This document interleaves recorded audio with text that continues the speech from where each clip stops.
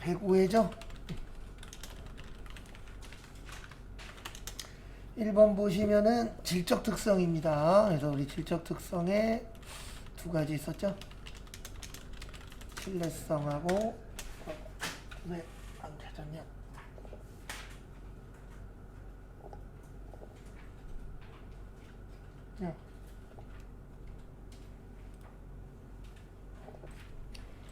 신뢰성하고 뭐 있어요? 목적적 합성. 그래서 표현의 충실성, 검증 가능성, 중립성. 외우라고 한 거는 정확하게 숙지하고 계셔야 됩니다. 그 다음에 예측가치, 피드백가치, 적시성. 그래서 거기 보시면 회계 의사결정 목적이라고 되어 있죠. 그래서 뭐예요? 목적, 적합성 2번입니다. 그 다음에 2번 보시면, 그리고 1번 같은 경우에는 모르겠으면 거기 지문에서 비슷한 글씨 찾아서 찍는 것도 방법이에요. 거기 박스 안에 목적이라고 써 있어요? 안 써 있어요? 써 있죠. 그 다음에 2번은 저기에다 밑줄 치세요. 재고자산 감모손실. 그래서 우리 감모손실은 감모의 뜻은 수량 부족이라고 그랬습니다. 그래서 거기 보시면 1000개에서 몇 개예요? 950개. 그러면 50개 부족하죠? 그 다음에 원가에다 곱한다 그랬어요? 시가에다 곱한다 그랬어요? 원가에다 곱해요. 금액 바뀌는 거는 평가입니다. 그래서 여기에다가 1,500원을 곱해요. 그러면 50개에 1,500원이면 75,000원. 근데 2번 아니에요. 왜냐면 우리 정상적하고 뭐 있었어요? 비정상적. 그래서 정상적은 원가에 가산하고 회계 처리 안 하고, 비정상적은 영업에 비용 처리하고. 그 다음에 거기 보시면 매출총이익이 있습니다. 매출총이익 어떻게 구해요? 순매출액 마이너스 매출원가. 다 배웠던 거예요. 근데 자주 봤냐 자주 안 봤냐 차이인 거지. 15개 중에 최소 10개 이상은 봤던 거에서 나옵니다. 근데 이게 자주 봤냐 자주 안 봤냐 차이밖에 없어요. 그 다음에 거기 보시면 5%는 비정상이래요. 그러면 몇 프로는 정상이죠? 95%는 정상이죠. 그래서 75,000원에 95%를 하시면 71,200 얼마 나와요? 50원 나와요. 그래서 정답 몇 번이요? 1번. 종합선물 세트입니다. 이거 하나 맞추시려면 여러 개를 기억하셔야 맞출 수 있어요. 그 다음에 3번 유형자산. 일단 유형자산 그러면 뭐가 있어야 된다?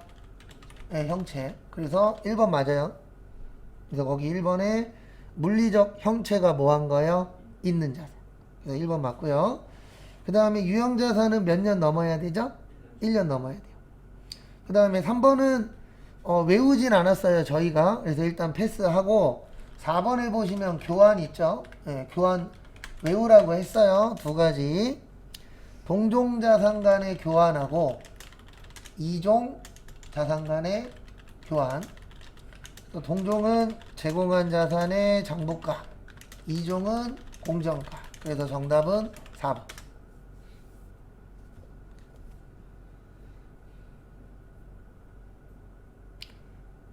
그래서 숙지 잘 해주시고요. 다음에 4번. 그래서 결론은 3번은 맞다는 얘기예요. 그리고 헷갈리시면 이렇게 기억하셔도 돼요. 얘 빼놓고는 다 공정가예요. 요거 빼고. 그렇게 기억하셔도 지장은 없다. 그 다음에 4번의 별표 3개. 요거 시험 문제 되게 잘 나옵니다. 수익인식 조건. 그래서 1번 보시면 수익 금액은 뭐가 있어야 돼요? 신뢰성. 신뢰성이라는 게 뭐죠? 믿을 수 있다. 그래서 우리가 물건을 팔 때 믿을 수 있는 금액이에요? 없는 금액이어야 돼요? 믿을 수 있는 금액이어야 되죠. 그리고 사람들은 욕심쟁이라 믿을 수 없는 금액을 믿고 투자를 합니다. 그랬다가 나중에 뭐라 그래요? 자기는 잘못 없대. 요즘 추세예요. 네. 임창정 씨 망했죠? 현영도 망했어요. 그 이유 중에 하나가 둘 다 말도 안 되는 거 했잖아요. 그리고 본인도 뭐래요? 피해자래. 네. 말도 안 되는 얘기들 해갖고 지금 두 명 다 TV에 못 나옵니다. 그러니까 항상 욕심을 부려도 되는데 그것도 어느 정도여야지 너무 큰 욕심은 항상 화를 불러요. 그래서 돈 받는 거는 뭐가 있어야 된다? 신뢰성. 그러니까 이런 건 이해할 수 있잖아요. 당신 1억 투자하면은 한 200만 원까지는 벌 수 있어. 그건 이해되죠. 근데 이런 건 말이 안 되잖아요. 당신 1억 투자하면 1000만 원 이상 벌 수 있어. 네. 확률적으로 높아요, 낮아요? 낮아요. 불가능한 얘기는 아닙니다. 왜냐면 10% 이상 이익이 날 수도 있으니까. 그래서 유튜브 같은 거 보시면은 돈 버는 거 보시면 이런 얘기 되게 많죠. 뭐 30분 일하고 하루에 30분 일하고 뭐 한 달에 1000만 원 갖고 간다. 네. 그거는 그 사람 통장을 까봐야 합니다. 네. 근데 사람들 그런 거에 대해서 요즘 관심이 많아요. 네. 근데 왜 그래요? 돈 많이 벌고 싶으니까.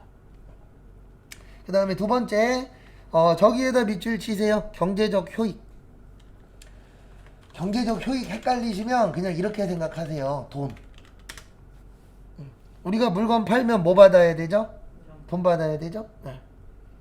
그 다음에 정답은 3번이에요.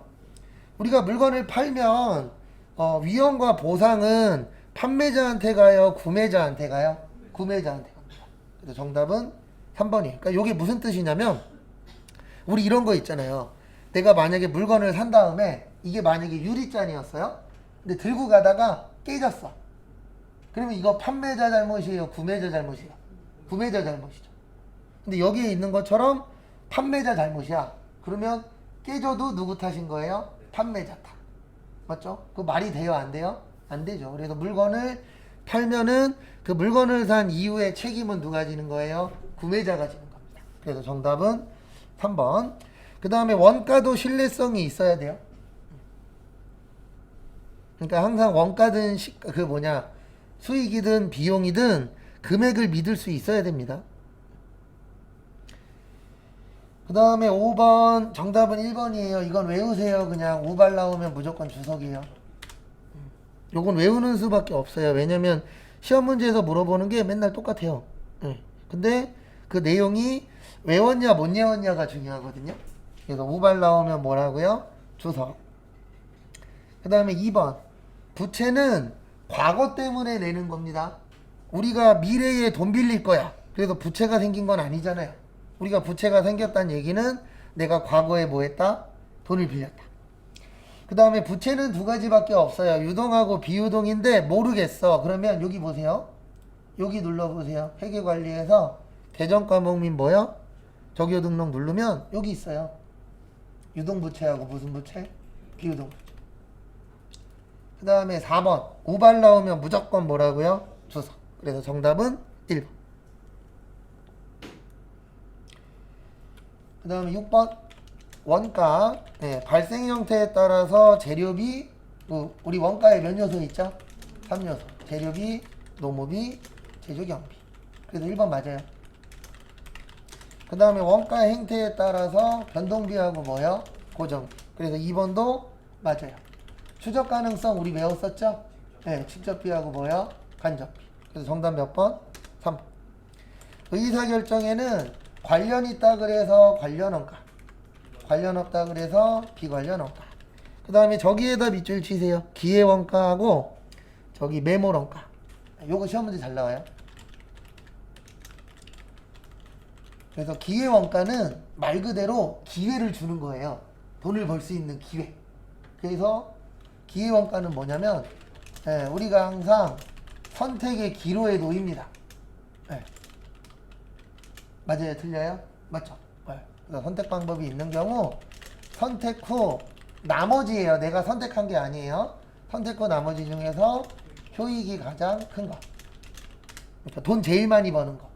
그거를 기회원가라고 해요. 그래서 우리가 어떤 선택하고 나서 후회할 때 있다 없다? 있다. 후회하면은 기회원가가 높은 거예요. 왜냐면 내 선택이 뭐니까 잘못된 선택인 거니까. 근데 우리가 항상 맞는 선택만은 할 수가 없습니다. 왜냐면 사람이 미래에 어떻게 될런지 알아요? 몰라요? 몰라요. 그래서 저희 어머니도 지금까지 살면서 집을 사실 때마다 다 후회했어요. 왜 그랬냐면 A집 살까 B집 살까 고민하다가 A집 사잖아요. 그러면 A집이 1,000만 원 오르면 B집은 1억 올랐어요. 진짜로. 그럴 정도로 좀 운이 없으셨거든요. 근데 말년에 좀 트이시더라고요. 최근에 아파트값 제일 많이 올랐을 때 있었죠. 1년 전인가 2년 전에. 그때 1억 7천 주고 1억 7천이었나? 1억 8천 주고 산 아파트를 3억에 파셨어요. 그리고 부부싸움 하셨어요. 왜 부부싸움 하셨냐면 아버지는 집 하는 거를 별로 안 좋아하세요. 약간 보수적이시라 뭐 사고 팔고 이런 걸 별로 안 좋아하시거든요. 근데 우리 집 팔고 나서 집값이 다시 떨어졌어요. 근데 처음으로 성공하신 겁니다. 그러면 기회비용이 어떻게 된 거예요? 낮아진 거예요. 그래서 기회비용이 기회원가라고도 하고 기회비용이라고도 해요. 그래서 기회비용이 낮은 삶을 사시는 게 좋아요. 그러면은 항상 내 선택은 옳았다가 되는 겁니다. 근데 우리가 항상 100% 다 옳을 수는 있어요? 없어요? 없어요. 불가능합니다.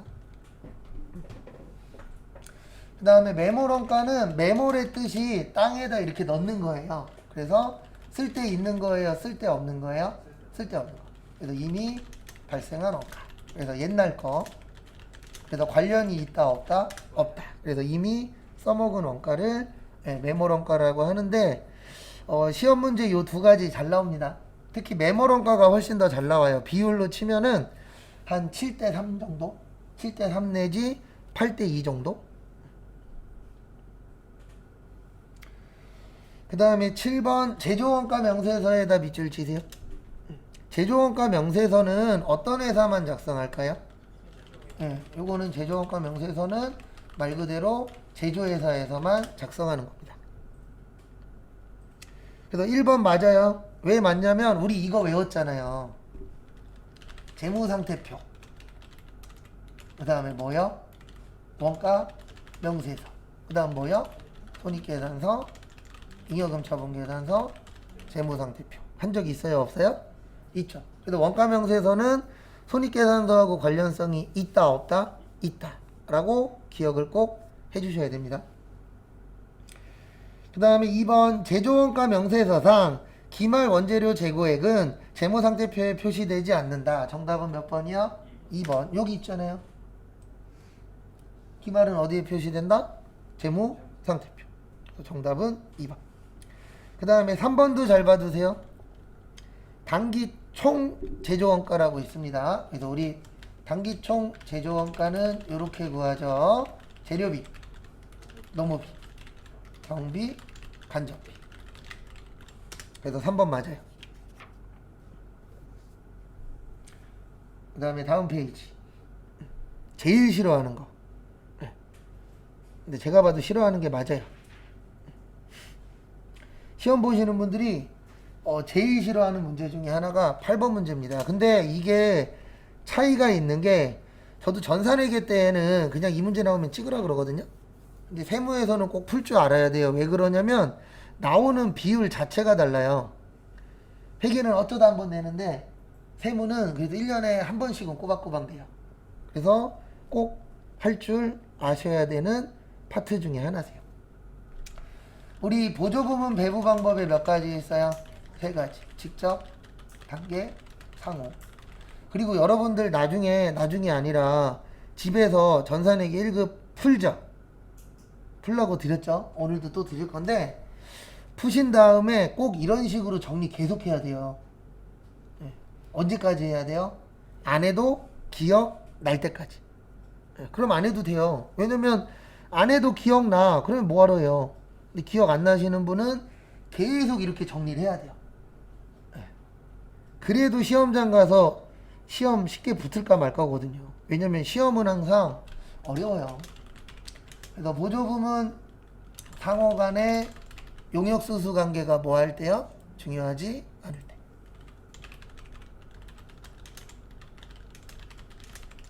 그 다음에 단계는 배부 순서를 정하고 직접 배부와 상호 배부의 무슨 단계?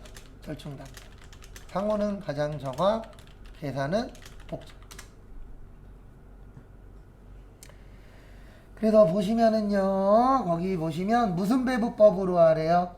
직접 배부법. 그러면은 거기에다가 뭐라고 쓰시냐면 보조 옆에다가 간접. 보조 옆에다 뭐요? 간접. 그 다음에 제조 옆에다 뭐라고 써요? 직접이라고 쓰세요. 뭐라고 쓰시라고요? 직접. 그래서 직접만 배부한다. 그래서 무슨 배부법이라 그런다고요? 직접 배부법이라고 표현합니다. 그래서 결론은 이렇게 하는 거세요. 거기 보시면 보조가 보조에 설비 있어요. 뭐 있어요? 설비. 설비가 현재 얼마 있죠? 80만. 설비 말고 설비 할게요. 그 다음에 거기 보시면 설비 부분이 100시간, 600시간 몇 시간 있죠? 네, 200시간 있죠? 근데 거기에서 보조 밑에 있는 60하고 100시간은 지우세요. 그러니까 직접 배부법 나오면 보조 밑에 있는 거는 인정한다, 안 한다? 안 한다. 왜냐면 직접만 배부한다 그래서 무슨 배부법이라고요? 직접 배부법이에요. 절대 쉬운 문제 아닙니다. 틀렸다 그래서 잘못된 건 아닌데 시험장에서 맞추셔야 돼요. 그래서 거기 보시면 남아있는 게 100시간 빼면은 600시간하고 몇 시간 남아있죠? 200시간 남아있어요. 그러면 600하고 200하고 합치면 얼마죠? 네, 800이에요. 그래서 항상 분수 쓸 때는 분모는 전체, 그 다음에 분자는 해당되는 거. 그래서 800분의 몇이요? 600. 그래서 60만원. 요게 조립. 그 다음에 80만원 곱하기, 원래는 한 번만 구하면 돼요. 근데 보여드리려고 800분의 200은 20. 여기는 어디예요? 절단. 그리고 계산 문제 이렇게 하시면 안 돼요. 계산 문제 제일 잘못하시는 분이 안 풀어보고 질문해. 여러분들 집에서 해봤는지 안 해봤는지 질문하는 거 들어보면 다 알아요. 그래서 특히 계산 문제 같은 경우에는 공식 확실히 기억하시고, 공식 아닌 것들은 꼭 본인이 한 번씩 해보셔야 돼요. 계산 문제는 이론 문제하고 달라요. 그래서 계산 문제는 절대 눈으로 하시면 안 됩니다. 그 다음에 설비 다음에 뭐 있죠? 전력. 그래서 전력은 40만원 곱하기, 거기 보시면 60은 없는 거라 그랬어요. 몇은 없다고요? 60은 없어요. 왜냐면 간접이니까. 그 다음에 500 대 500이니까 얼마예요?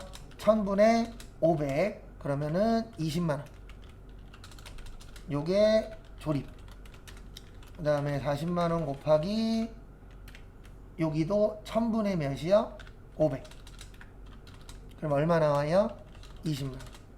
인프에 찌네. 여기가 어디예요? 절단. 그래서 지금 물어본 게 조립 부문의 총원가는 얼마인가? 그러면 조립이 60만원 있고요. 네, 여기 보시면 얼마 받았죠? 60. 그 다음에 좀 전에 얼마 받았어요? 20만원. 그래서 140인데 140이 중요한 게 아니라 이 문제 맞추시려면 꼭 해보세요. 네.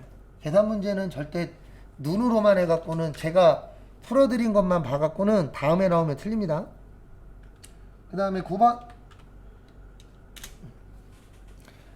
9번은 저기에다가 밑줄 좀 쳐주세요. 두 번째 줄에 예상. 그래서 저는 이 문제 나오면 이렇게 해드려요. 정리를 합니다. 예상해 보시면 100만원에 몇 시간? 2만 시간. 그 다음에 실제는 얼마래요? 80만원에 몇 시간? 13,000시간. 제가 이 얘기 많이 했죠. 항상 기준은 누구다? 실제다. 그러면 13,000시간에 맞춰야 돼요? 2만 시간에 맞춰야 돼요? 13,000에 맞춰야 돼요. 그래서 100만원은 일단 2만 시간으로 나눠요. 왜 나누죠? 나누면 몇 시간 금액이 나와요? 1시간 금액이 나와요.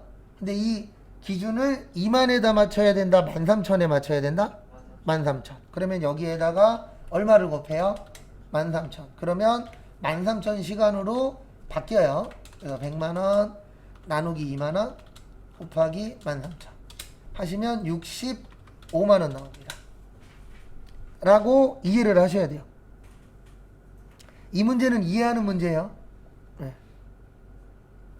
그 다음에 앞에 보시면 얘하고 얼마 차이 나요? 15만원. 항상 누구 기준? 실제보다 크다 작다? 작다. 그러면 과소 100. 그래서 정답 몇 번? 1번.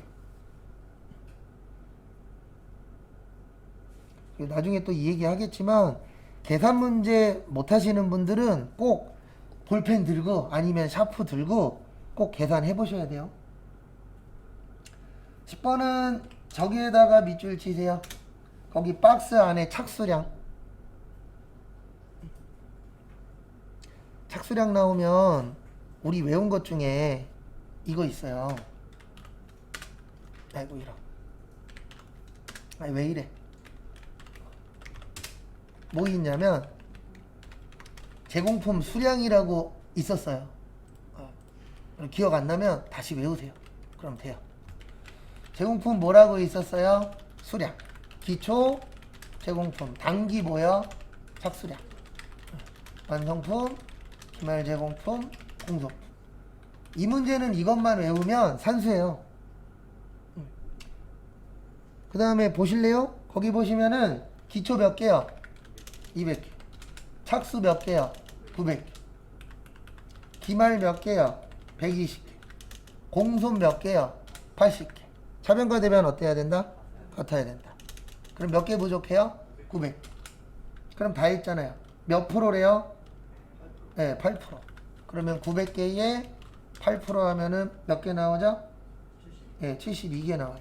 그러면 80개에서 몇 개 빼요? 72개. 그러면 8개는 뭐요? 비정상. 그래서 정답은 몇 번? 4번. 지금 틀렸어. 뭐 어때요? 다음에 맞추면 되지.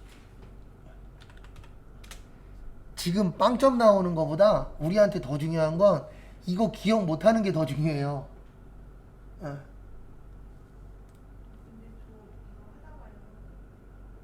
끝까지 얘기하세요. 예.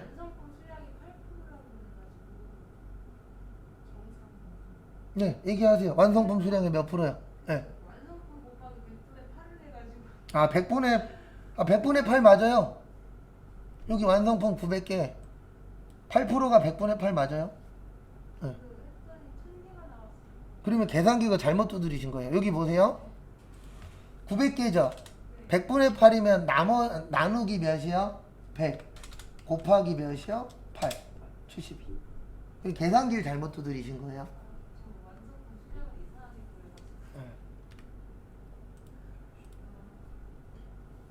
구해가지고. 그러니까 지금 이야기하신 건 다 맞아요. 네.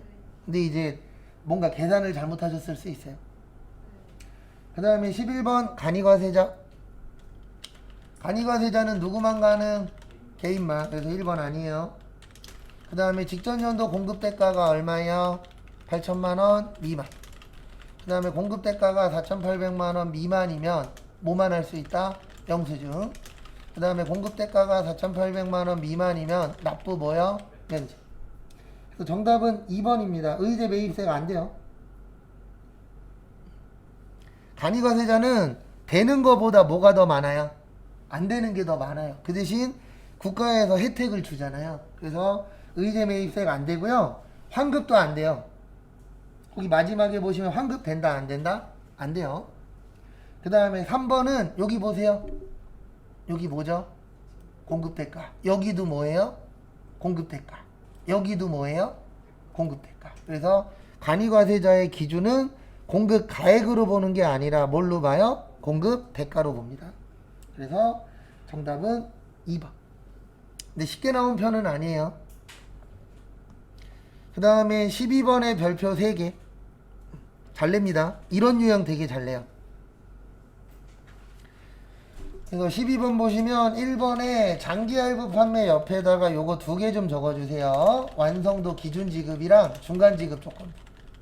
그래서 거기 4번에 완성도 기준 지급이라고 있어요. 그래서 요 세 가지는 대가의 각 부분을 받기로 한대. 그래서 1번, 4번 맞아요. 그 다음에 수출은 무슨 일 기준? 선적일 기준. 그 다음에 선적일보다 뭐가 빠르면은요? 환가일이 빠르면 그때는 무슨 기준? 네, 환가일 기준. 그래서 정답은 몇 번이요? 3번. 무인 판매기는 무인 판매기에서 현금을 꺼낼 때. 네.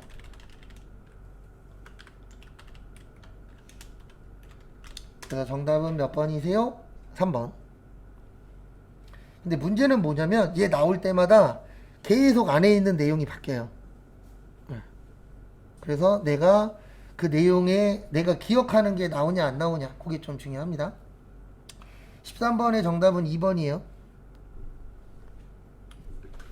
일단 1번 먼저 설명을 드릴게요. 이거 나올 때마다 이렇게 적어 드릴 건데 사고 파는 걸 매매라 그러고요. 빌려주는 걸 뭐라 그러죠?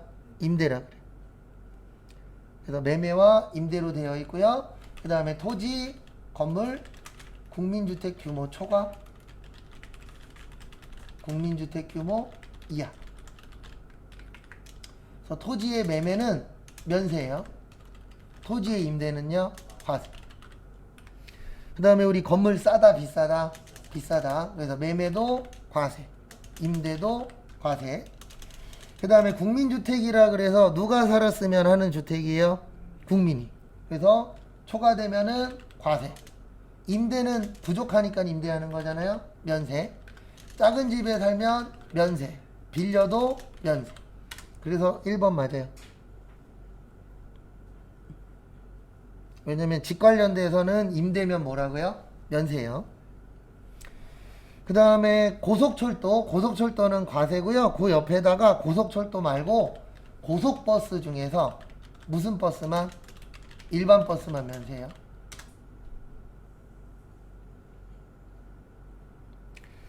그 다음에 연탄은 고소득자, 저소득자. 저소득자. 그 다음에 금융보험이랑 그 옆에다가 요것도 하나 적어주세요. 도서. 도서도 면세입니다. 그래서 우리 뭐 요즘에 책 사러 갈 일이 많진 않지만 책 사면은 그거는 과세예요, 면세예요? 면세예요. 그 다음에 14번은 저기에다 밑줄 치세요. 인적공제. 무슨 공제요? 인적공제가 이거 얘기하는 거예요. 나이하고 뭐요? 소득. 그래서 다음 중 소득세법상 인적공제에 대한 설명으로 가장 옳은 것은 정답은 1번. 왜냐면 우리 소득 있잖아요. 소득 계산할 때 소득금액 얼마 이하? 100만원. 그 다음에 총급여는 500. 그 다음에 근로소득금액은 150. 그 다음에 저기 이자 배당은요 2,000. 이하는 생략할게요. 기타 소득금액 얼마요? 300만원. 그래서 거기에 있는 퇴직금도 100만원 넘으면 공제 대상 아닙니다. 그래서 정답은 1번. 그 다음에 2번. 배우자가 없는 거주자로서 기본공제 대상자인 자녀가 있는 경우에도 종합소득금액이 3천만원을 초과하면 한부모 초과공제를 적용받을 수 없다라고 되어 있는데 왜 틀렸냐면요. 이 3천만원은 부녀자 공제예요. 여기 얼마라고요? 3천만. 그 다음에 급여로 치면은 4,100만원. 한부모 공제는 소득은 상관없어요. 소득 무관입니다. 근데 이제 차이점이 뭐냐면 부녀자 공제는 첫 번째로 배우자가 있는 여성, 그 다음에 두 번째로 배우자가 없는 여성으로서 세대주이면서 뭐가 있을 때요? 부양가족. 처음 쓰는 거 아니죠? 그 다음에 한부모 공제는 배우자가 없는 사람이에요. 그래서 남녀 다 됩니다. 그래서 저기 직계 비속 또는 입양자가 있을 때. 그 다음에 부녀자 공제랑 한부모 공제랑 같이 발생하면 무슨 공제만 가능? 네, 한부모만. 왜 그러냐면 부녀자는 50이고요. 한부모는 100이에요. 그래서 겹칠 때에는 둘 중에 뭐 해주겠다? 높은 거 해주겠다. 왜 이래? 그래서 이 부분 참고해 주시기 바랍니다. 그 다음에 3번 형제자매 된다 안 된다? 돼요. 근데 배우자는 안 돼요. 형제자매는 됩니다. 근데 뭐는 안 된다고요? 배우자 안 돼요. 그 다음에 4번 부양기간이 1년 미만인 경우 인적공제 월할계산 이런 거 없어요. 네. 그냥 몇 월 며칠 기준으로 보냐면 12월 31일 기준으로 봐요. 몇 월 며칠 기준으로 본다고요? 12월 31일. 그래서 정답은 1번. 그 다음에 15번 저기에다 밑줄 치세요. 근로소득. 우리 근로 제공에서 소득이 발생하면 세금 내야 됩니다. 그거를 무슨 세라 그래요? 근로소득세라고 해요. 그래서 1번 상여 받으면 상여가 보너스입니다. 보너스 받으면 뭐 내셔야 돼요? 세금 내야 돼요. 그 다음에 저기에다 밑줄 치세요. 퇴직소득에 속하지 않는 거. 퇴직소득에 속하면 퇴직소득 내야 되고요. 퇴직소득에 속하지 아니하면 네, 근로소득세 내요. 근데 이게 뭐냐면은 그 대기업이나 몇몇 회사들 중에서 일반적인 회사 말고요. 예, 최근에도 어쨌든 그런 문제가 있긴 있었는데 퇴직금으로 많이 주는 데들이 있어요, 없어요? 있죠. 예. 그래서 규정보다 많이 주거나 아니면 없는 걸 만들어서 주는 경우가 있어요. 그럴 때에는 퇴직소득에 안 속하거든요. 그런 것들도 뭐는 걷어야 되죠? 세금은 걷어야 돼요. 예. 그래도 그때는 무슨 소득으로 걷는 거예요? 근로소득. 그런 경우 실제 존재합니다. 요번에도 뉴스에 나왔죠? 작년에 은행 직원 중에서 제일 많이 번 사람이 11억 벌었대요. 근데 그 사람이 직원이에요? 그만두신 분이에요? 그만두신 분이에요. 그래서 그만두면서 명예퇴직하면서 퇴직금까지 포함해서 얼마 받았대요? 11억 받았대요. 그러면 그 사람이 받은 건 이게 아니에요. 퇴직소득도 일부 있지만 퇴직소득이 아닌 돈도 있을 거 아니에요. 그러면 그런 소득은 무슨 소득이 된다? 근로소득. 부럽긴 하더라고요. 나오면서 11억 받으면 거기에서 반세금 내도 얼마가 남아요? 5억이 남죠. 네. 그럼 뭐 저기 뭐냐 즉석복권 5억 당첨된 거잖아요. 근데 일반적으로 그런 사람들보다는 받아야 되는데 못 받는 사람이 더 많아요. 슬픈 얘기긴 하지만. 그 다음에 3번 휴가비도 세금 냅니다. 휴가비도 뭐 해요? 세금 신고해요. 그래서 정답은 4번이에요. 종업원에다 밑줄 치세요. 네, 그리고 중소기업에다 밑줄 치십시오.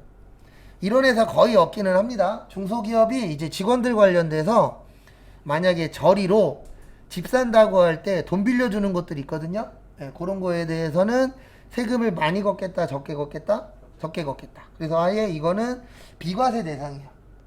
그래서 아예 세금 안 걷습니다. 왜냐면 국가 입장에서는 집을 많이 팔아야 좋아요, 적게 팔아야 좋아요? 많이 팔아야 좋잖아요. 그러니까 집값 문제 있으면 항상 국가가 개입해요, 안 해요? 해요. 네. 그래서 집 사는데 도움을 주면은 네, 뭐 해주겠다? 세금을 안 내게 해주겠다. 그 대신 임원은 안 돼요. 누구만이요? 종업원. 그 다음에 넘어오시고 그 다음에 세무는 1번부터 저거예요. 일반전표. 그런 거 없어요. 뭐 거래처 넣고 이런 거 안 나와요. 그런 건 회계 쪽에서만 나오는 거고 전산세무 1번은 네, 일반전표입니다. 그래서 5개 있거든요. 11시 25분까지 시간 드릴 테니까 분개하시고 뭐까지 하세요? 입력까지 하세요. 그 다음에 분개 보여드리고요. 입력까지 보여드릴 거예요. 네. 다음 주 한 번 내지 2번까지는 입력까지 보여드리고 그 이후에는 입력은 저기 3번하고 5번만 보여드릴 거예요. 왜 그러냐면 일반 전표하고 메인 매출 전표는 이제 어느 정도 넣을 줄 알잖아요. 그리고 이상한 거는 개인적으로 물어보시면 제가 개인적으로 봐드릴게요. 10월 12일은 저기에다 밑줄 치세요. 매각거래.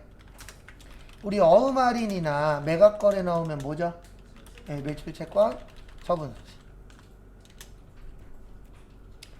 그래서 매출채권 처분손실 20만원, 대변에 받을 어음 1,500. 미래. 나머지는 무슨 예금이요? 보통예금 1480. 그래서 여기에서 알고 계셔야 되는 거는 어음할인이나 무슨 거래요? 매각거래 나오면 뭐다? 매출채권 처분 손실이다. 매각거래 없어도 어음 할인이라고 돼 있잖아요. 떨어져 있긴 하지만 우리 이렇게 외웠잖아요. 어음 할인하고 뭐요? 매각거래. 그래서 매각거래 없어도 매출채권 뭐예요? 처분 손실. 왜냐면 요것도 아니요. 두 개 다 없으면 모두 정답. 왜냐면 어음에 두 개 다 없을 수가 없어요. 그렇죠. 어음이라. 지금 이야기하신 거는 저기 외상 매출.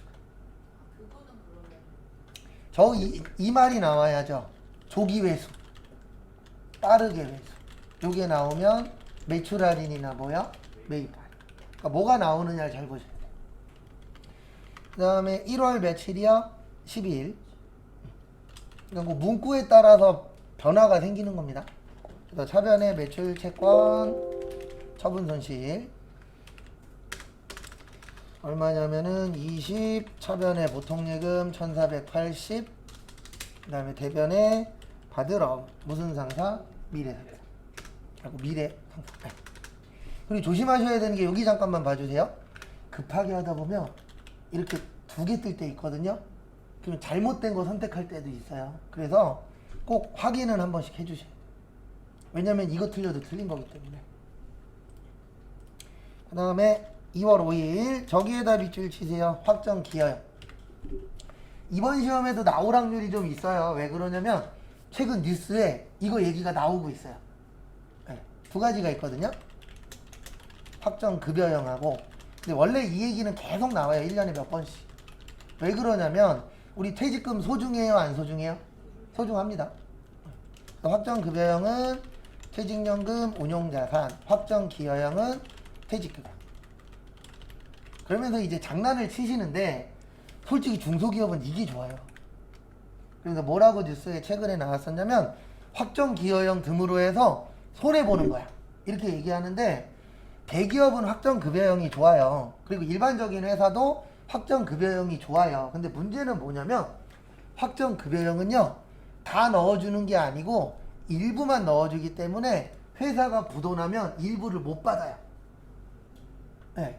근데 얘는 100% 다 넣어줘요. 그러니까 어떻게 넣어주냐면 만약에 내 월급이 한 달에 240이야. 그럼 10돌로 나눠서 네, 한 달에 얼마씩 넣어줘요? 20만 원씩.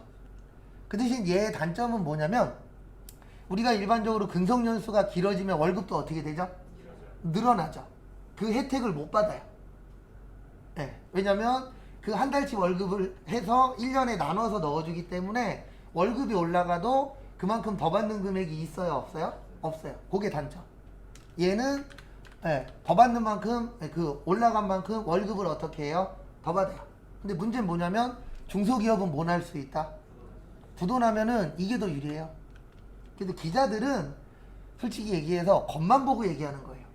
네. 우리 1년에 요즘에 이거 발표 안 하고 있는데 전국에서요 못 받는 돈이 1조예요. 겉으로만 드러난 게. 아니요. 월급하고 퇴직금 포함해서 국가에서 파악하고 있는 돈만 거의 1조 육박해요. 1조면은요 2% 잡아도 이자만 200억이에요. 맞잖아요. 그 어마무시한 돈을 1년 동안에 못 받고 있는 거예요. 여러분들 일하고 돈 못 받으면 얼마나 열받는데요. 그래서 중소기업은 제 개인적인 생각인데 이걸로 하는 게 좀 더 나아요. 왜냐면 미안하지만 내일 문 닫아도 이상하지 않은 게 무슨 기업이에요? 중소기업이죠. 그래서 대부분 대기업은 요게 많고 중소기업은 밑에 게 많아요. 그래서 생산부니까 500번대 퇴직급이 얼마요? 300. 보통예금 얼마요? 300. 그리고 저는 지금 보여드리려고 하나하고 하나 입력하고 하는데 여러분들은 어떻게 하시는 게 좀 더 편하냐면 분계 먼저 다 하고 한 번에 넣으세요. 그게 더 빨라요. 저는 이제 하나하고 하나씩 보여드릴 거예요. 보여드릴 때에는. 근데 제가 해본 결과 한 번에 넣는 게 더 빨라요. 3월 31일은 저기에다 밑줄 치세요. 미지급한 세금. 이게 힌트입니다.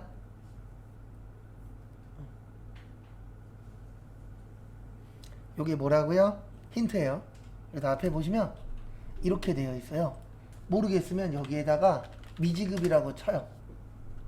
여기 있어요? 없어요? 네. 그래서 차변에 미지급 세금. 왜 차변이냐면 부채의 뭐요? 감소.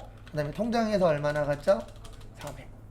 그래서 시험 보시는 분들이 잘해 주셔야 되는 것 중에 하나가 지문 잘 보는 거 되게 중요해요. 왜냐면 지문에 힌트 있어요? 없어요? 있어요.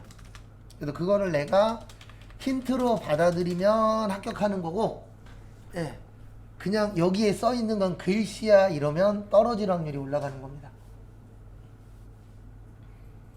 그 다음에 4번은 저기에다 밑줄 치세요.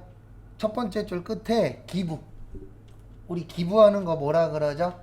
기부금. 그래서 기부금 얼마야? 300. 그 다음에 대변에 뭘로 기부했죠? 비품. 얼마야? 300. 적요 8번. 아, 잠시만요. 입시? 아, 이거는 안 해도 돼요. 예, 네, 이걸로 끝이에요. 꼭 요거. 그렇죠. 재고자산. 그래서 비품이니까 안 해도 돼요. 근데 만약에 상품이나 제품이었으면 해주셔야 돼요. 그리고 여기 보시면 5월 5일 차변에 무슨 금이요? 기부 300. 대변에 비품하고 여기에서 8번이 있어요? 없어요? 없어요. 네, 왜 없어요? 무슨 자산 아니니까 재고자. 그렇게 연결이 되시면 됩니다. 그리고 전 이런 문제 별로 안 좋아해요. 몇 월 며칠이에요? 5월 5일 무슨 날? 네, 빨간 날. 그렇죠. 어린이날이 중요한 게 아니에요. 그냥 빨가냐 안 빨가냐가 중요한 거지. 그 다음에 6월 17일 저기에다 밑줄 치세요. 비용. 생산 보니까 500번대 뭐야? 네, 소모품비. 얼마요? 2만원. 뭘로 줬다? 현금. 이렇게 나오면 지금 말고요. 네, 시험장 가셔서 다 맞춰야 돼요. 왠지 이해되시죠? 분계 딱 봐도 엄청나게 어려운 거 있어요? 없어요? 없어요. 그래서 이렇게 나올 때 이런 거 걸릴 때 합격해야 됩니다. 왜냐면 일반적으로 시험은 한두 개 어렵거든요. 근데 이렇게 나오면은 나쁜 시험은 아니에요. 그리고 거기 써 있어요. 교재 750페이지 위에 보시면 합격률 써 있어요. 네, 40 몇 프로요? 8%. 그러면 이 당시에는 쉽게 낸 겁니다. 근데 이건 아셔야 돼요. 지금 우리는 뭘 풀어도 쉽지 않아요. 왜 그러냐면 아직 준비가 안 됐잖아요.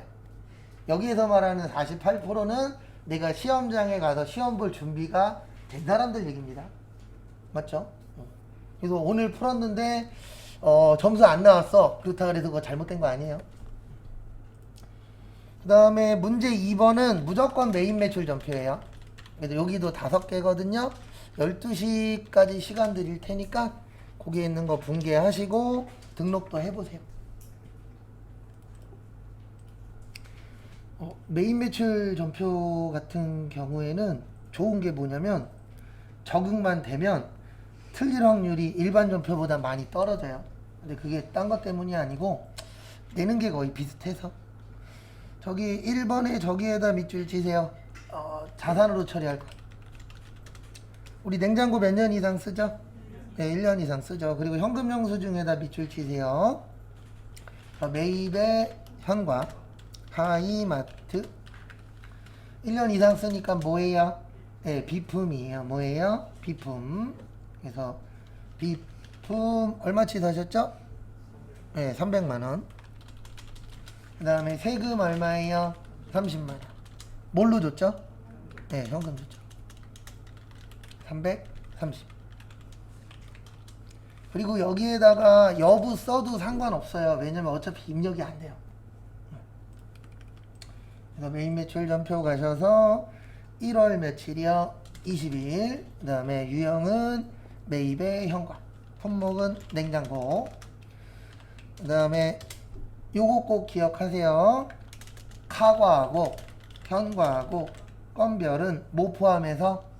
네, 부가세 포함해서 입력하는 거예요. 그러면 프로그램에서 자동으로 뭐 해줘요? 네, 계산해줍니다. 그래서 그거 잘 받으시고, 그 다음에 거래처는 하이마트, 분계는 뭐요? 현금으로 해도 되고 뭘로 해도 돼요? 혼합으로 해도 돼요. 모르겠으면 무조건 뭘로 하세요? 혼합. 그 다음에 다음 페이지.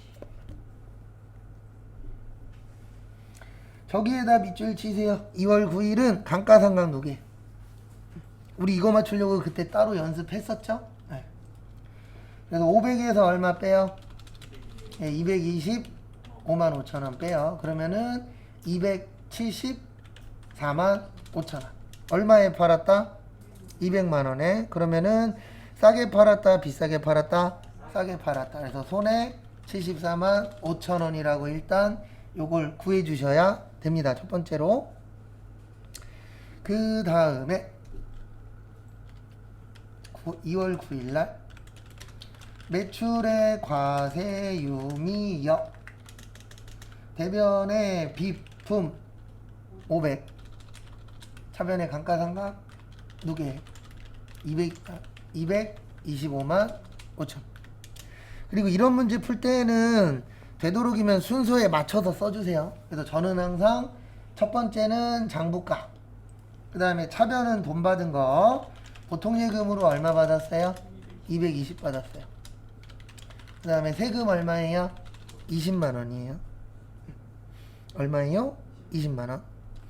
그 다음에 이익 났다 손해 났다? 유형자산 처분 손실 얼마요? 74만 5천. 그래서 이렇게 넣어주시면 됩니다. 2월 9일날 여기에서 주의하셔야 되는 건 여기 위에다가 비품 써도 되고 복사기 써도 돼요. 여기에다 얼마 쳐야 돼요? 네, 200 쳐야 돼요. 그래서 항상 이 위에는 사고판 금액이 들어오는 겁니다. 그 다음에 거래처는 유미, 그 다음에 분계 전자는 여, 분계는 혼합이고, 그리고 여기 봐주세요. 요 밑에는요 묻지도 따지지도 말고 얘랑 똑같이 만드는 거예요. 왜냐면 이 밑에는 분계 들어가는 거고 요 위에는 저기 신고서로 넘어가는 거거든요. 그래서 신고서로 넘어가는 거는 사거나 판금액이 들어가는 거예요. 그래서 위아래 들어가는 게 같다 다르다 다르다. 그래서 여기는 제품이 아니고 비품 500. 그 다음에 차변에 감가상각인데 감가상각도 누구 거? 비품 거. 그 다음에 얼마요? 네, 25. 그 다음에 차변에 통장으로 220. 그 다음에 이익 났다 손해 났다? 손해 났다 220. 그래서 차변에 유형자산 처분 손실 끝. 그 다음에 7월 1일은 저기에다가 밑줄 치세요. 저기 뭐냐 영업부 직원 누구 위해서 쓴 거죠? 직원 위해서 쓴 거죠. 그래서 7월 1일 날 매입의 과세 원테크 0.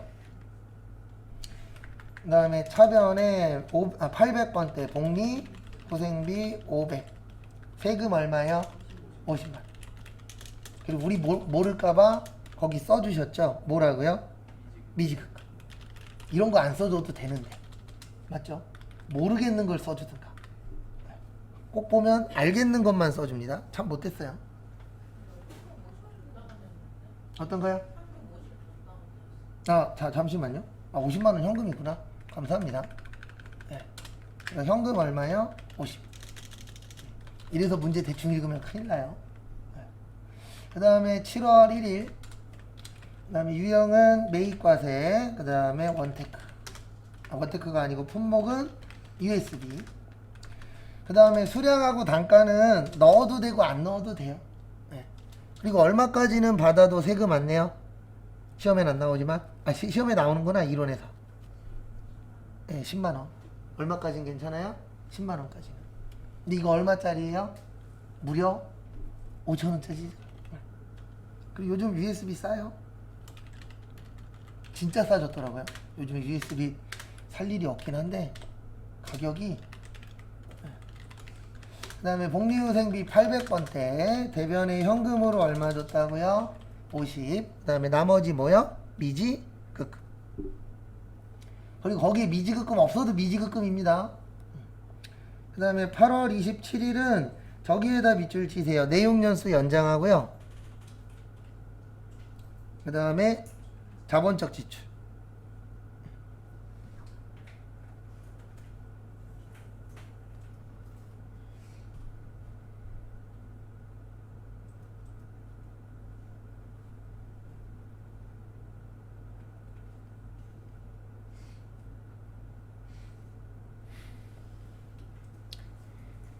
그 다음에 보시면은요, 우리 자본적 지출에는 증축, 내용연수 증가, 엘리베이터 설치, 냉난방 장치 설치, 용도 변경 등이 있고요. 얘는 무슨 처리? 자산 처리. 그 다음에 수익적 지출이라고 있어요. 수익적 지출은 저기 뭐냐, 페인트 칠, 원상 회복, 능률 유지, 그 다음에 페인트 칠, 유리창 교체. 얘는 비용 처리하는데 수선비나 뭐요? 차량 유지비. 그래서 만약에 이거 자본적 지출이라고 안 나왔어도 자본적 지출이에요. 그래서 이렇게 하시면 됩니다. 8월 27일 날 매입에 뭐요? 과세. 그 다음에 광명, 부. 왜 부예요? 종이. 그런 거 잘 보시고. 그 다음에 기계장치 1200. 세금 120.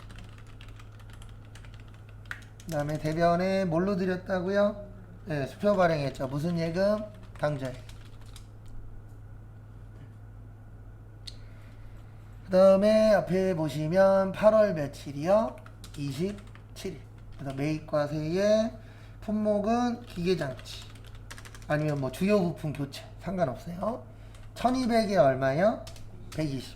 그 다음에 거래처는 광명. 그 다음에 전자는 부는 아무것도 안 뜹니다. 그 다음에 분계는 혼합 잡고 비품이 아니고 기계 장치. 대변에 당좌 예금.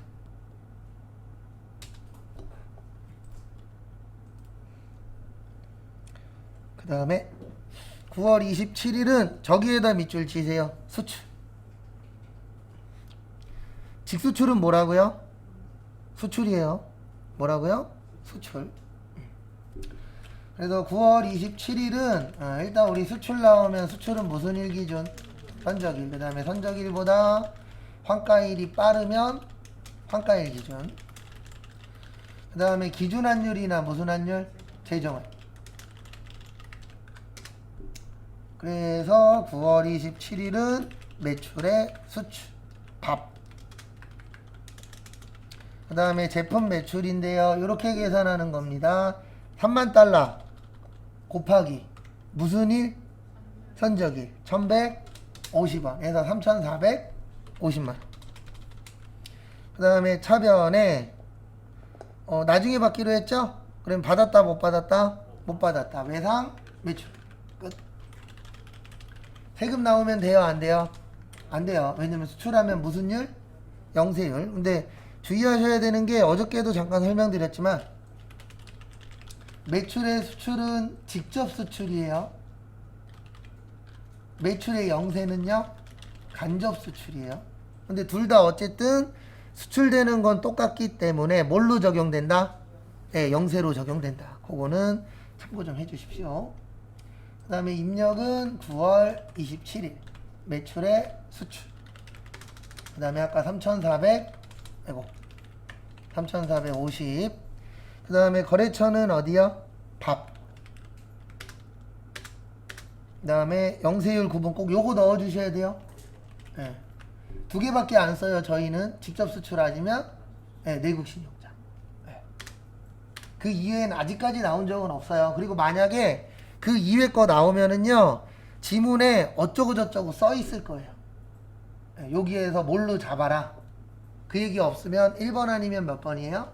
3번이에요. 그 다음에 분계는 혼합 잡아도 되고 외상 잡아도 됩니다. 그래서 차변에 외상 매출. 그 다음에 마무리 하시고 하나만 더 하고 쉴게요. 아니다, 두 개 더 해도 되겠구나. 하나만 더 해야 되겠네.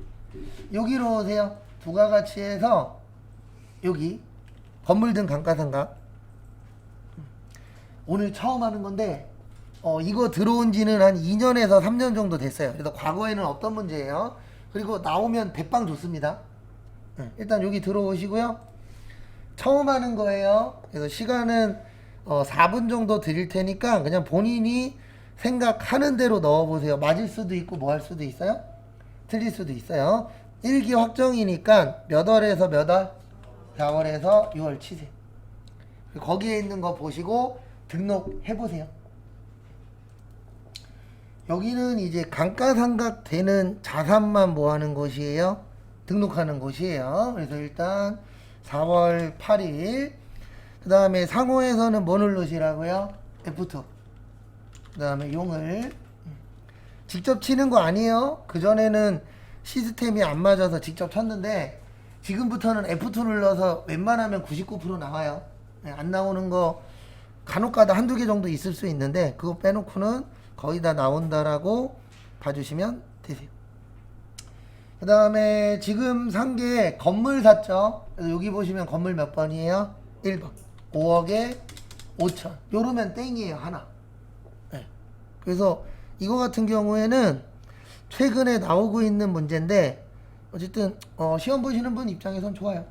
그 다음에 5월 12일 광명. 그 다음에 두 번째 산 거는 뭐 샀죠? 기계장치 샀죠? 얼마 샀어요? 6천에 600. 그러면 두 번째 것도 마무리. 그 다음에 이제 세 번째 거 또 보시면은요. 다음 거 보시면 6월 22일 F2 CK. 그 다음에 뭐 샀죠? 예, 비품 샀죠. 근데 비품은 여기에 없죠. 그러면 뭐 선택하세요? 예, 기타 선택하세요. 그래서 기타 선택하시고 금액은 800에 얼마요? 80. 이렇게 하면 3점. 그래서 대부분 3점짜리들은 난이도가 높아요, 낮아요?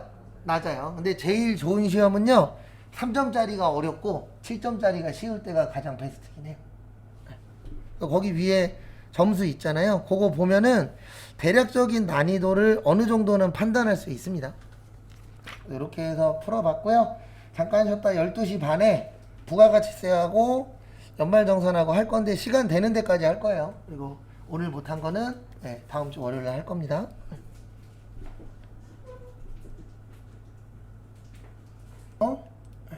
교재 758페이지 문제 3-2번 할 겁니다. 요거는 그 부가가치세 신고서인데 여기로 와주세요. 여기 신고서 오셔서 몇 기 확정이요? 1기 확정. 1기 확정 몇 월에서 몇 월이죠? 4월에서 6월. 그럼 이렇게 빈 거 나옵니다. 그래서 뭐 하시냐면은 과세인지 영세인지 면세인지 유형 적으셔서 그 유형에 맞춰서 뭐 하시면 돼요? 등록하시면 돼요. 그래서 유형에 맞춰서 한번 등록해 보시기 바랍니다. 그래서 40분 해볼게요.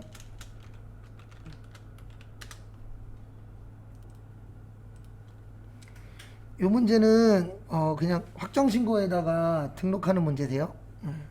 그래서 제가 요 얘기한 적이 있었죠. 부가세 신고서는 대표적으로 몇 가지로 나온다고요? 예, 총 4가지가 제일 많아요. 그래서 예정신고 누락, 그 다음에 확정신고 입력, 예, 예정신고 누락 있고, 확정신고 누락 있고, 예정신고 있고, 확정신고 있는데, 지금 문제는 요거예요. 대표적으로 이제 4가지 중에 하나가 많이 나오긴 합니다. 요게 제일 많이 나와요. 지금까지 나온 것 중에 우리가 제일 많이 풀었었던 게 요 문제잖아요. 일단 제일 중요한 거는 이겁니다. 거기 매출 자료 보시면 세금계산서로 판 게 매출의 뭐예요? 과세. 그 다음에 매출의 수출.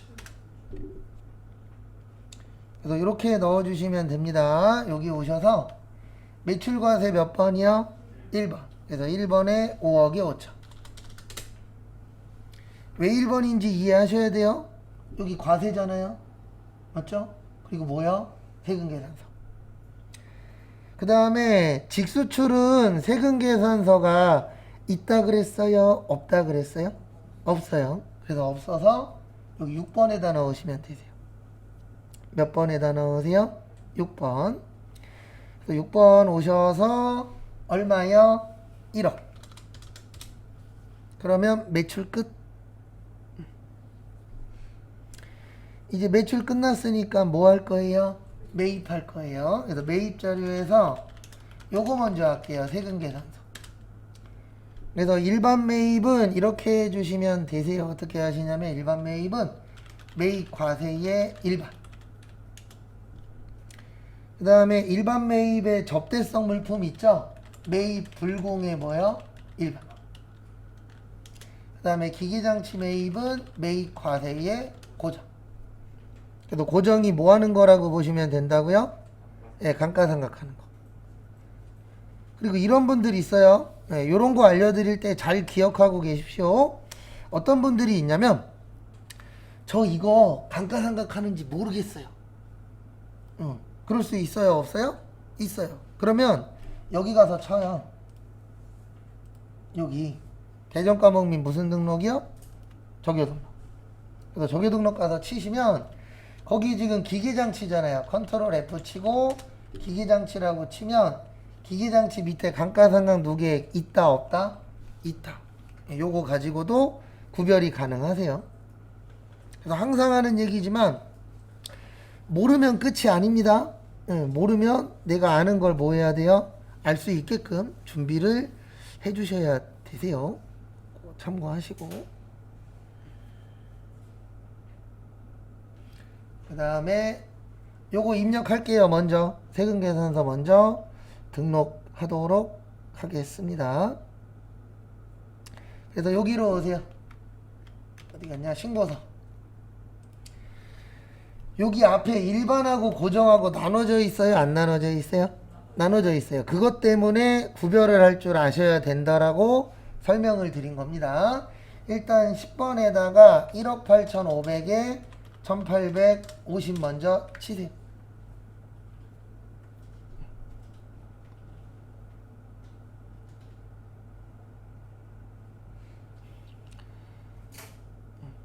그래서 그거 등록을 해주시고요.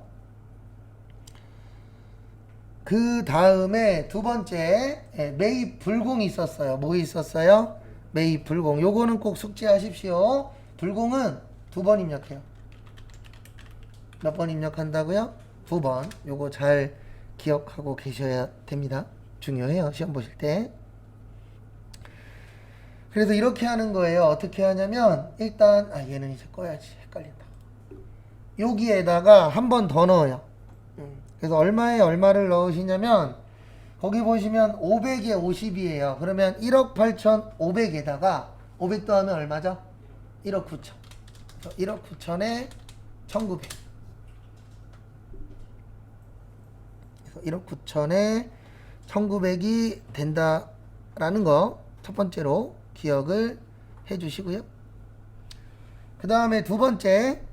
두 번째는 뭐냐면 여기 가서 넣는 거예요. 어디에다 넣냐면 여기 16번 눌러주세요. 16번이 불공 넣는 데예요. 뭐 넣는 데라고요? 불공. 여기 보시면 50번 있어요. 그래서 16번에 50번 오셔서 500에 얼마요? 50. 그래서 몇 번 넣는다? 불공은 2번 넣는다. 그거 잘 기억을 해주시기 바랍니다. 그 다음에 다음 거 갈게요. 마지막에 매입과세 고정이죠. 매입과세 고정은 몇 번에다 넣으시면 되세요? 11번. 그래서 11번에다가 1억에 얼마요? 1000.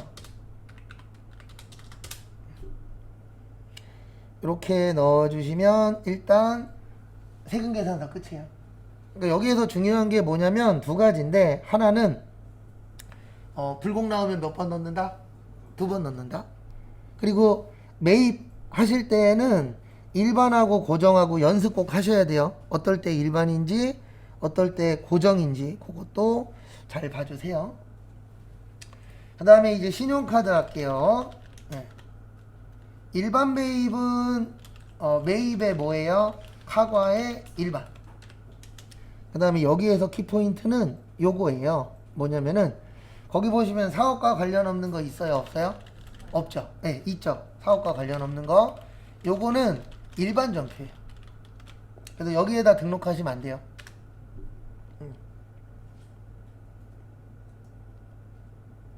그래서 부연 설명은 더 드릴 겁니다.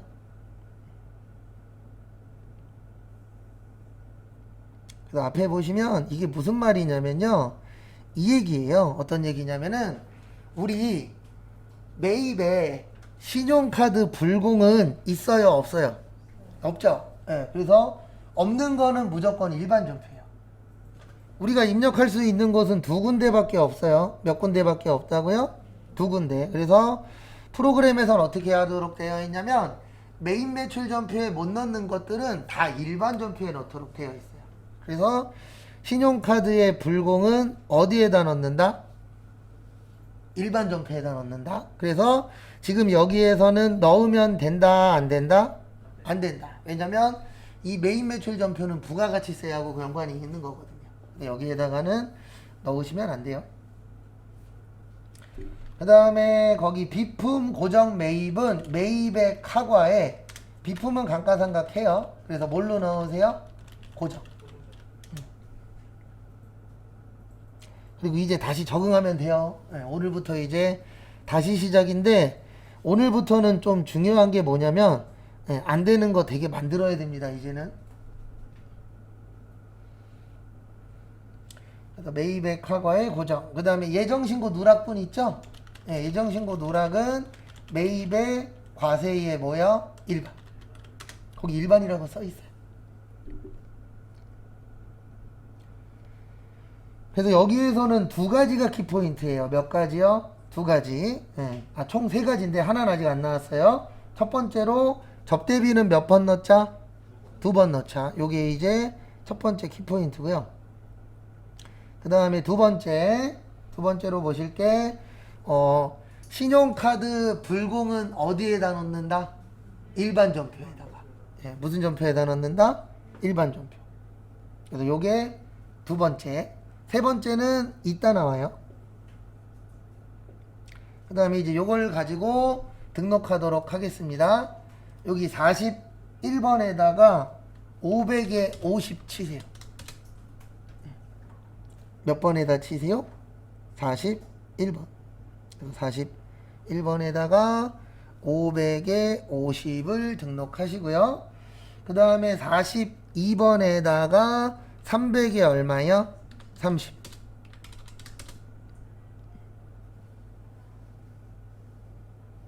이렇게 등록을 해 주시고요.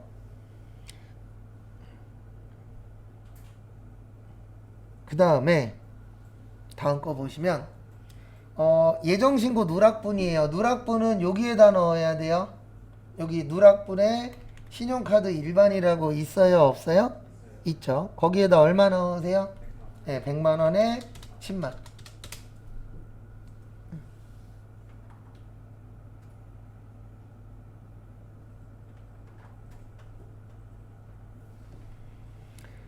그 다음에 이제 제일 많이 물어보시는 거, 뭐 많이 물어보시냐면 가산세 계산한다 안 한다? 안 한다. 예. 매입 그냥 일반적인 누락했을 때에는 가산세 계산할 필요가 없어요. 그거 잘 좀 숙지 좀 해주세요. 그 다음에 거기 밑에 기타 보세요. 요거는 이제 새로 시작하는 거기 때문에 못한 게 잘못된 거 아닙니다. 왜냐면 이거 옛날 문제는 없어서 못했었던 거예요. 그래서 거기 보시면은 전자세금 계산서의 발급 및 국세청 전송은 정상적으로 이루어졌다. 그래서 만약에 이런 문구가 나오면 저기 지연지출가산세 계산한다 안 한다? 안 한다. 그래서 그런 문구 잘 좀 봐주시고요. 그 다음에 예정신고 누락분은 확정신고에 반영했죠? 그 다음에 저기에다 밑줄 치세요. 전자신고 세액공제. 요거는 이제 새롭게 기억을 해주셔야 되세요. 전자신고 무슨 공제요? 세액공제. 전자신고 세액공제 나오면 확정신고당 10,000원이에요. 무슨 신고당 10,000원이라고요? 확정신고당 10,000원. 그래서 결론은 얼마 빼줘야 된다? 네, 10,000원 빼줘야 돼요. 그래서 어디에다 넣는 거냐면 여기 16번 눌러보시겠어요? 뭐 딴 데 눌러도 돼요. 여기 밑에 눌러도 뜨는데 저희가 불공 많이 넣을 거니까 앞으로 16번 누르시면 여기 54번에 전자신고라고 있어요. 뭐라고 있으세요? 전자신고. 전자신고 얼마라고요? 네, 10,000원이에요. 그래서 요 옆에다가 얼마 치세요? 10,000원 치세요. 이러면 끝. 아니요. 안 나올 때도 있어요. 네, 안 나와도 내가 보고 해야 되면 해야 되는 거예요. 네, 10번 중에 7, 8번은 어느 정도 힌트를 줘요. 가장 쉬운 힌트가 뭐냐면 저거 뭐지? 미납일은 며칠이다. 네, 그게 나올 때도 있고 그 다음에 지금 이야기하신 것처럼 안 줄 때도 있어요. 뭐 할 때도 있다고요? 안 줄 때도 있습니다. 그래서 제가 항상 하는 얘기지만 항상은 있다 없다? 없다. 네. 그래서 문제 중에 항상은 없어요. 그래서 쉬우면은 힌트가 더 많은 거고 어려우면은 힌트가 뭐 한 거예요? 적은 거예요. 라고 보시면 돼요. 앞에 보세요. 네. 똑같은 얘기 또 하는데 네. 우리 저기 뭐냐 지연제출 있죠. 얘는 뭐뭐뭐만 한다 그랬죠? 네. 그 다음에 매출 영세. 네, 매입과세는 뭐일 때만 이중공제하고 과다환급일 때만. 지금 여기 해당되는 거 없죠? 그 다음에 두 번째 뭐 있어요?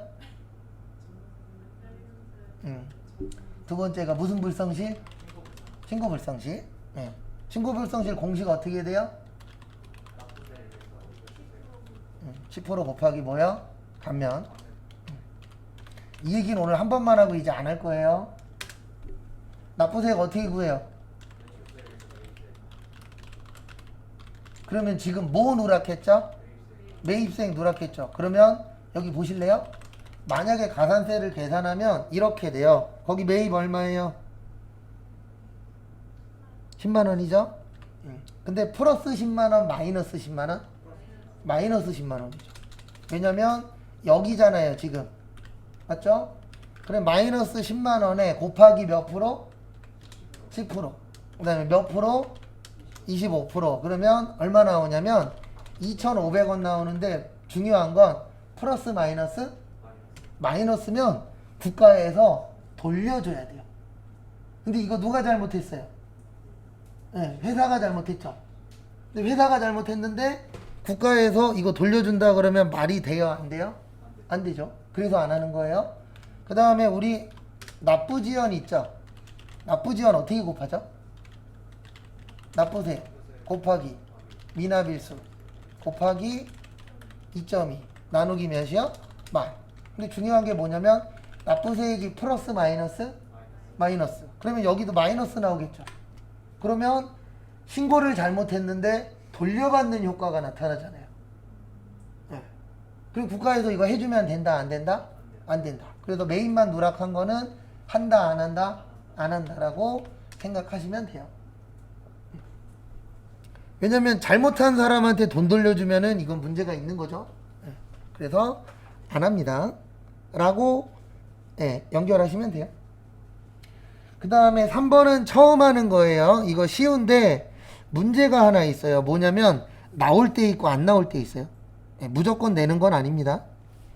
그래서 나오면 되게 좋은 문제 중에 하나예요. 왜냐면 할만하거든요. 예. 그래서 처음 하는 거니까 같이 할게요. 여기로 오세요. 요거 이제 나오시고. 그리고 이거는 나중에 제가 나중이 아니라 다음 주에 설치하는 방법 알려드릴 테니까 집에 가셔서 아니면 쉬는 시간에 하나 가지고 반복 연습을 하세요. 예. 왜냐면 이런 거는 그냥 막말로 단순 노동이거든요. 문제 자체가. 이런 것들은 반복 연습하시면 좀 도움이 되세요. 여기로 오세요. 부가가치에서 신고서 들어오세요. 원래는 신고서 안 들어가도 되는데 알바생이 일을 잘못해놔서 신고서 들어오셔서 거기 지문에 보시면 몇 기 확정이래요? 예, 2기 확정 몇 월에서 몇 월? 예, 10월에서 12월.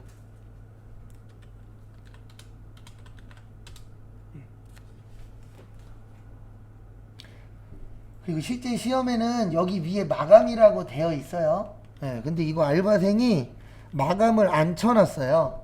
그래서 마감 좀 할게요. 예, 마감 누르시고 요 밑에 뭐요? 마감. 아, 이거는 지금 말고 다음 주 언제냐? 월요일 날 시스템 맞춰서 할게요. 예, 지금 이렇게 하면 오히려 더 헷갈리실 수 있으니까 제가 혹시 다음 주에 얘기 안 하면 얘기 좀 해주세요. 월요일 날.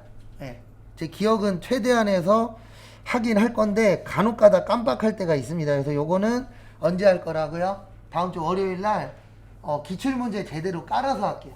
지금 여기에서 하면 시스템이 뭔가가 좀 안 맞으니까 요거는 추후에 볼게요. 그 다음에 요거 나오시고 그 다음에 문제 4번은 무조건 연말정산이에요. 뭐라고요? 연말정산이 아니고 결산. 그래서 시간을 많이는 못 드리고요. 저기 아니다. 8분까지 시간 드릴 테니까 1시 8분까지 거기 총 몇 개 있어요? 5개 해보세요. 오랜만에 해서 좀 헷갈리긴 할 겁니다.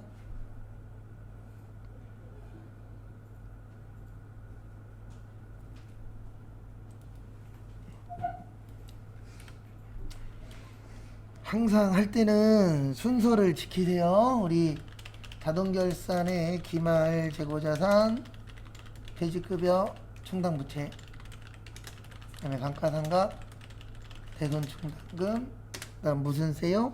법인세. 그래서 1번은 이자 비용이니까 부예요. 부가 아니고 수동. 2번도 현금과 부족이니까 뭐예요? 수동. 그 다음에 3번은 부가세니까 수동.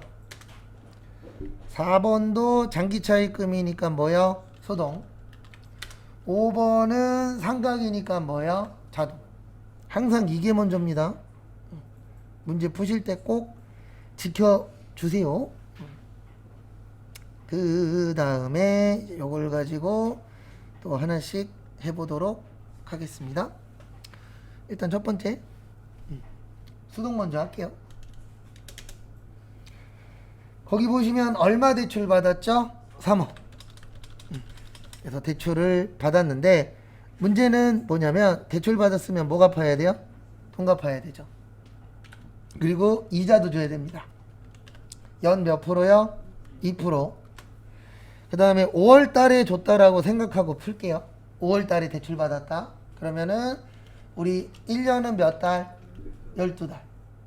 그 다음에 몇 월 달에 대출 받았다고요? 5월 달. 그러면 5, 6, 7, 8, 9, 10, 11, 12에서 몇 개월? 8개월. 그리고 날짜 같은 거 계산하실 때 자신 없으면 뭘로 하세요? 손가락으로 하세요. 그 뭐 손가락으로 한다 그래서 예, 맞는 게 더 중요하잖아요, 우리는.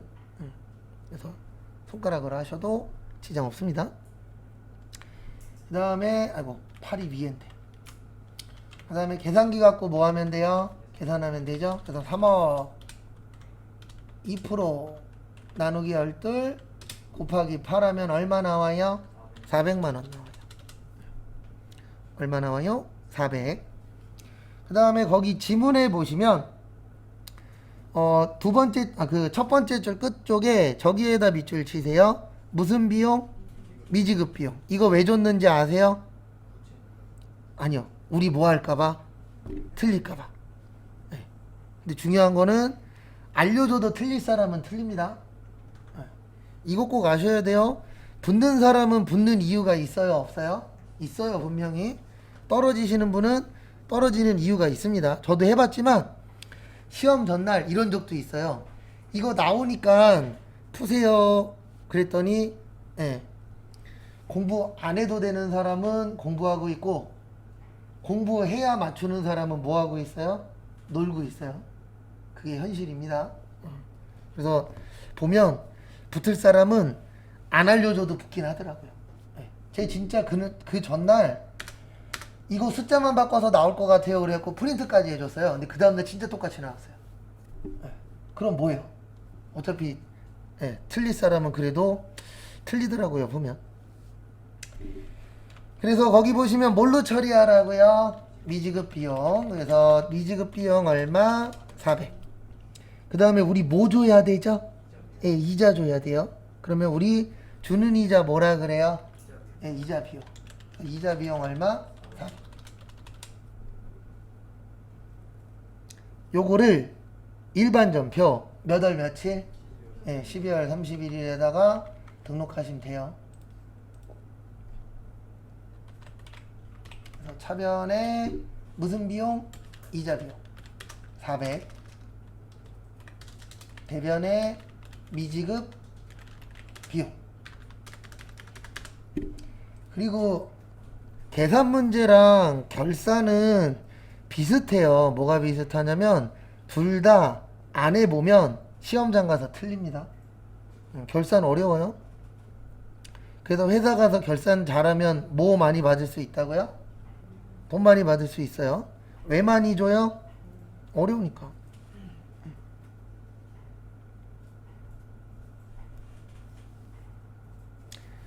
그 다음 것도 보시면은요.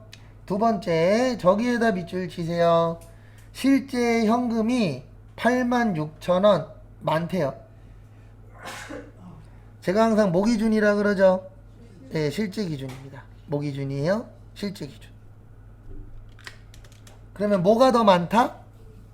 실제가 더 많다. 그러면 현금과 부정 나오면 두 가지 기억하셔야 돼요. 결산 시에 자비익 아니면 잡손시. 그러면 지금은 실제가 더 뭐하다? 많다. 많으면 좋은 거다, 나쁜 거다? 좋은 거다. 그래서 대변에 뭐요? 자비익. 왜냐면 수익 증가.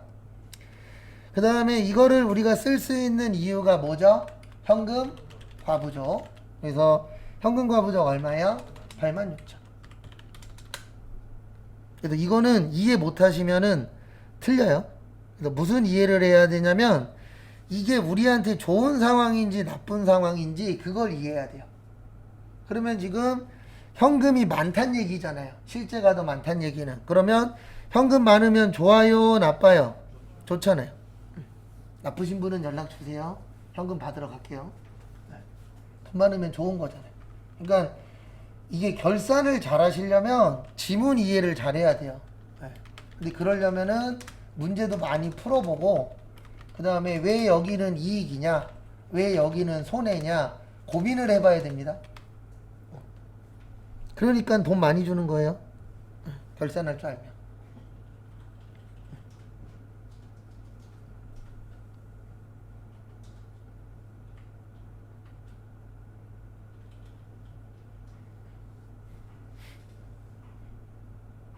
그 다음에 3번. 3번은 요거는 일부 외워야 되고 일부는 이해해야 돼요. 요거는 두 가지가 좀 섞여 있는 문제라고 보시면 되는데요.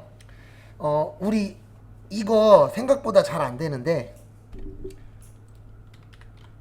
메인 매출 전표 할 때 매출 부가세 뭐라 그러죠? 부가세 예수금이라고 하죠. 얘는 뭐예요? 부채예요. 그 다음에 매입 부가세 뭐라 그래요?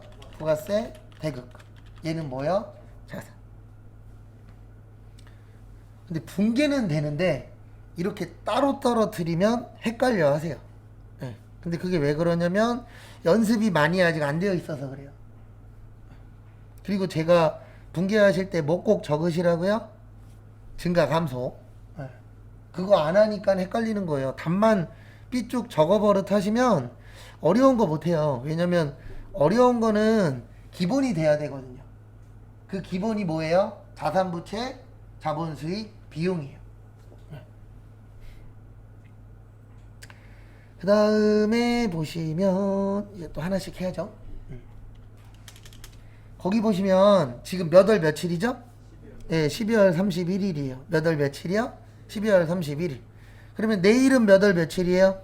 1월 1일이에요. 그러면 내일은 1기 예정이에요. 12월 31일은 2기 뭐죠?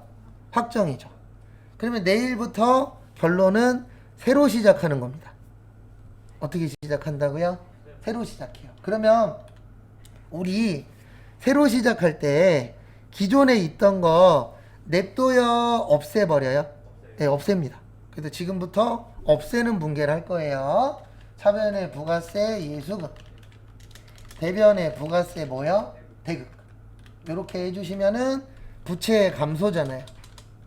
그 다음에 대변은 자산의 뭐요? 감소. 그리고 집에 가셔서 고민을 또 해보셔야 됩니다.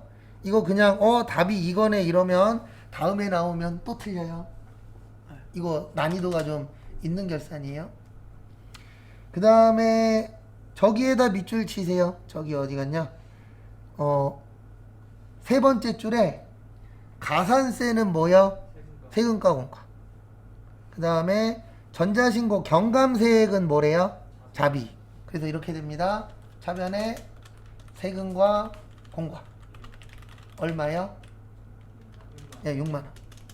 대변에 잡이익 얼마요? 만원. 그리고 헷갈리시면 이건 외우세요. 차변에 부가세 예수금, 대변에 부가세 대급금, 이건 고정이거든요. 그래서 헷갈리시는 분들은 뭐 하시라고요? 그냥 외우세요. 외우셔도 돼요. 요 부분만. 그 다음에 우리 항상 차변과 대변 어때야 된다? 네, 같아야 된다. 어느 변이 더 커요? 네, 대변이 더 커요.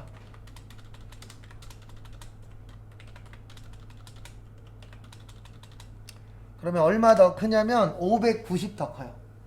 얼마 더 크다고요? 590.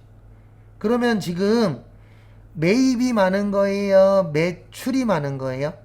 매입이 많은 거예요. 그러면 매입이 많으면 돌려받아야 됩니다. 뭐 해야 된다고요? 돌려받아야 돼요. 돌려받는 건 미수금일까요? 미지급 세금일까요? 미수금이죠. 그래서 미수금 얼마요? 네, 590이었나요? 네, 590.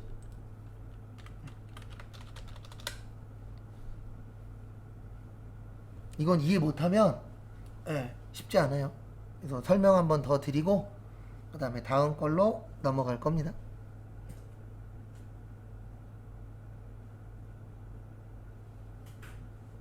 그래서 어떻게 보면 저기 뭐냐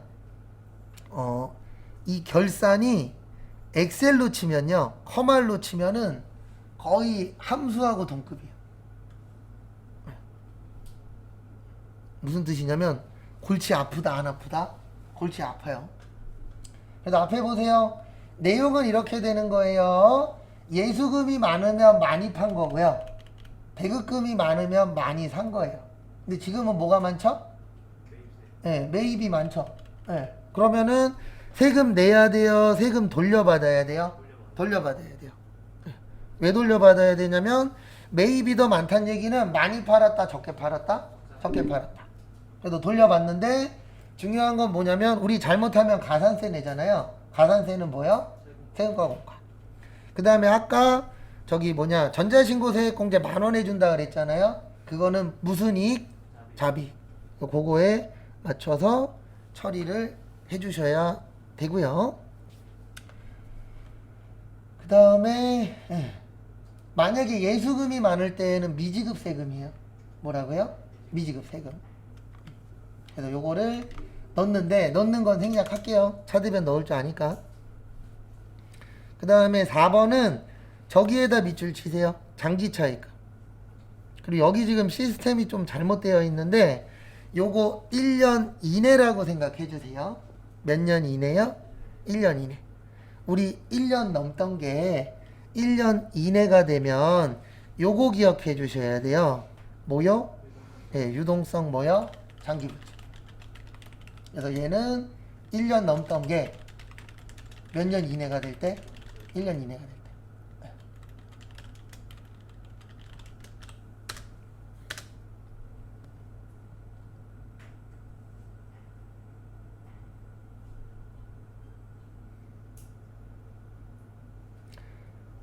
그래서 이렇게 돼요. 어떻게 되냐면 차변에 장기 차익금. 왜냐면 이제 장기 아니에요. 몇 년 이내 됐다고요?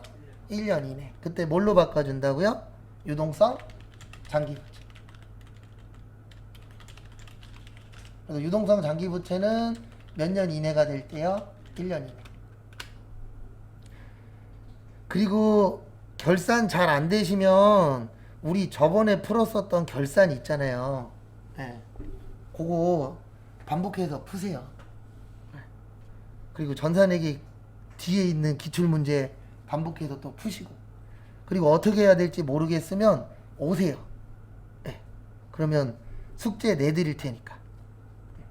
그래서 지금 저한테 올 때는 하나만 지켜주시면 돼요. 저 이거 안 지키면은 안 알려줄 거예요. 뭐냐면 며칠까지 풀어올 거예요? 라고 물어볼 거예요. 그러면 그 날짜까지는 꼭 풀어갖고 오셔야 돼요. 저한테 1대1로 하실 때에는. 약속 안 지키면 그 다음부터는 아예 쳐다도 안 볼 겁니다. 그분은. 예전에 한 명 있었어요. 약속 안 지켜갖고 알아서 잘 하시라고. 그리고 웃긴 게 20개 풀어오는데 20문제 풀어오는데 일주일 후에 해오겠대. 할 생각이 없는 겁니다. 분계 20개를 일주일 후에 풀어온다는 얘기는 할 생각이 있어요? 없어요? 없어요. 그러면 저도 깔끔하게 포기합니다. 저 성격이 물고 늘어지면 끝까지 물고 늘어지는데 포기하면은 그냥 놔버리는 스타일이에요. 그래서 지켜주실 것만 잘 지켜주시면 돼요. 그래서 예전에 한 분은 숙제 잘해 오셔서 떨어질 사람인데 붙은 사람도 있어요. 근데 그분은 왜 그랬냐면 본인이 혼자 뭘 할 줄 모르는 거예요. 그런 사람들이 있어요. 그러면 오세요. 그 다음에 5번에 별표 3개.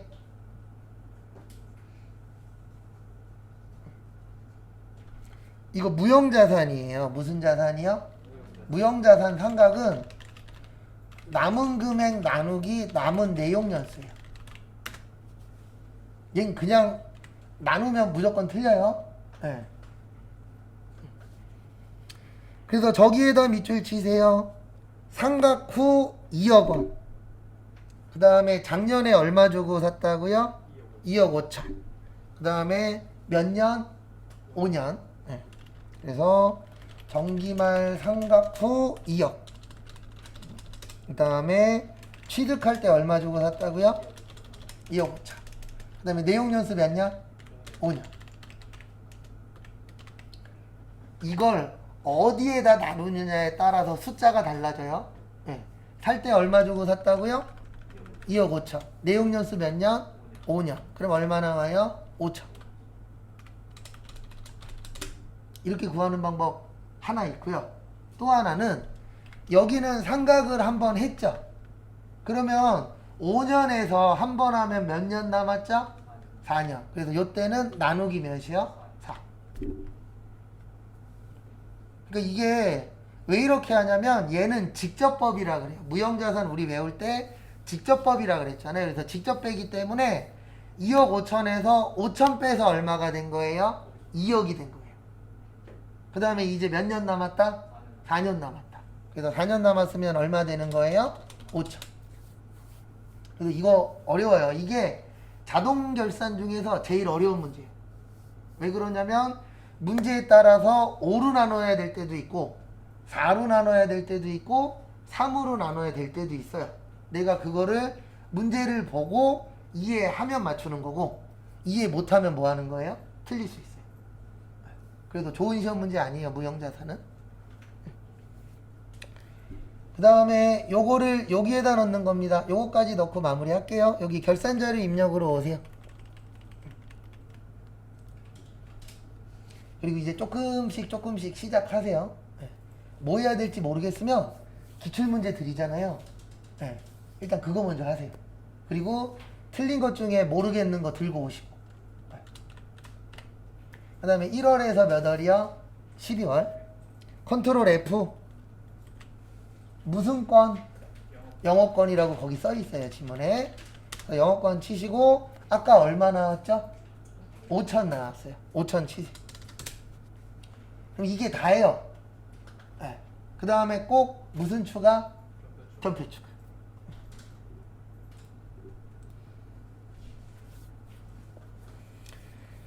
그리고 이제 다음 주 월요일부터 새로 시작한다라고 생각하시고 이제 문제 풀다 보면은 기억 안 나거나 부족한 거 있어요. 그럼 그런 거 이제 다시 뭐 하면 돼요? 채우면 됩니다. 왜냐면 아직 시험 한 달 남았잖아요. 그리고 저도 예전에는 이런 생각을 안 했었는데 문제 풀면 풀수록 무슨 생각이 드냐면 기출문제 시작하면 새로워 보이신대요, 문제들이. 저 말고요. 앉아 계시는 분들이. 그래서 저도 새로 시작한다라는 마음으로 수업을 할 거니까 여러분들도 나는 지금 몰라 라고 생각하시고 부족한 거 뭐 하세요? 채우세요. 그러면 다 붙을 수 있어요. 마무리 하세요.